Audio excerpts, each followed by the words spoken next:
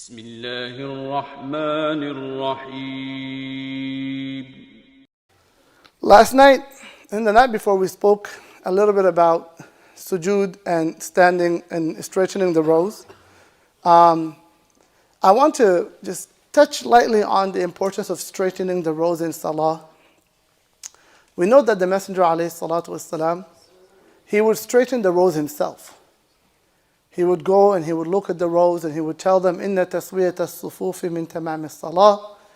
Straightening or perfecting the rows is part of perfecting the Salah. So it is important. Your Salah, how well you straighten the row, it impacts the quality of your Salah before Allah Rabbul Alameen. So it isn't Salah, isn't just, when you're in the masjid and you're praying in congregation, isn't just this individual worship. It's a communal worship. And so when we do it in a community setting, it's important to give attention to the taswiyat of as-sufuf, the straightening of the rows. The Prophet ﷺ, he would also say, سُدُّ الْفُرَجْ. He would say, close your gaps. لَا تَدَعُوا فُرْجَةً لِلشَّيْطَانِ. Do not leave a gap for the shaitan. And this is interesting.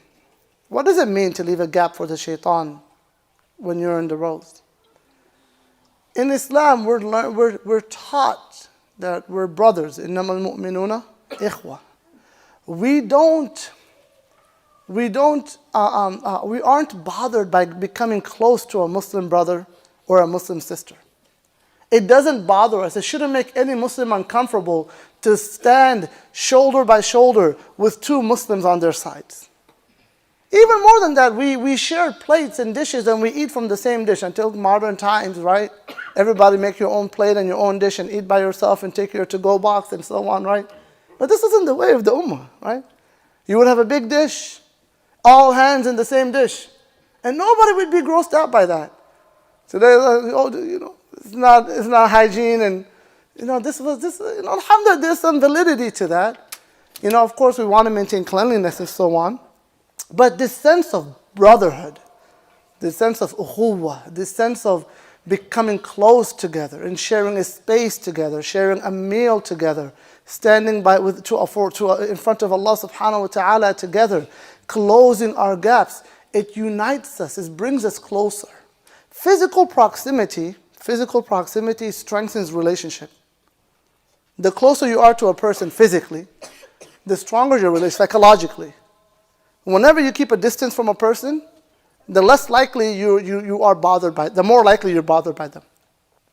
And so even like in our social relationships, it's important to give hugs. Teach your children, embrace them. Let them embrace you. Embrace your siblings, embrace your brothers, right? There's something about touching that unites hearts.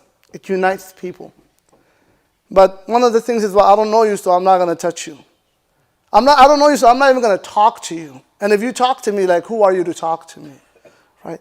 This is all work of the shaitan. So what does the Prophet ﷺ say? Do not leave gaps in your salah for the shaitan. Because if you approach the salah with that mentality, give me my distance, who are you, you stranger, it increases the likeliness of differences between the Muslimin. It increases the likeliness of animosity and things of that sort. And so to bring the hearts together, the Prophet ﷺ said, come together.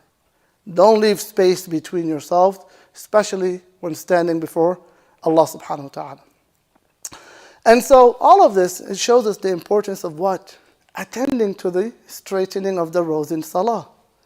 And this is again for both men and women.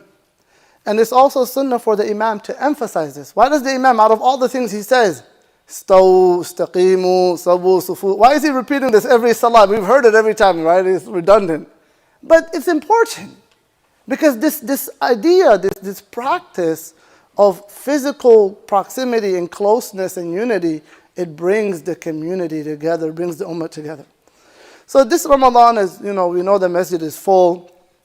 All types. Everybody has their own personality, preferences, culture, background, upbringing, and so on.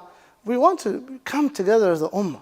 Don't look at your brother or sister as a stranger, right? Come close together.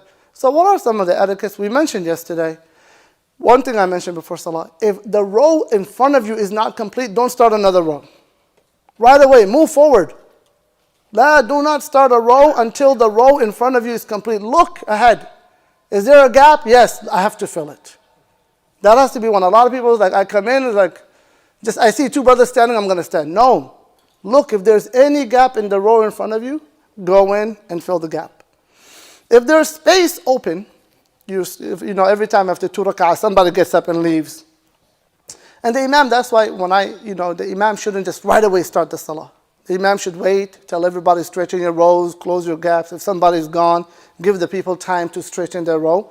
And so, if the person next to you or the person in front of you left their place, step forward and fill it. If the person on the side left their place, remember, what did we say? Who should move when there's gaps in the row? Not the person closest to the Imam. The people on the side have to move. Okay, so that's the misunderstanding. Sometimes you're in the middle and you're like, oh, should I move left or should I move right?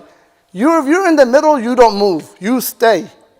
The people on the side have to move in. That's the rule in straightening the rows. Always move in, never move out. And so that's the common misunderstanding that folks have. So moving towards the middle, always moving towards the middle. And if there's space in front of you, of course, move forward, that's fine. But if there's nobody moving forward, the person on the right or the left is responsible. It's their responsibility to move in, not the one in the middle. The one in the middle, stay. Don't move. Don't change anything. You didn't do anything wrong.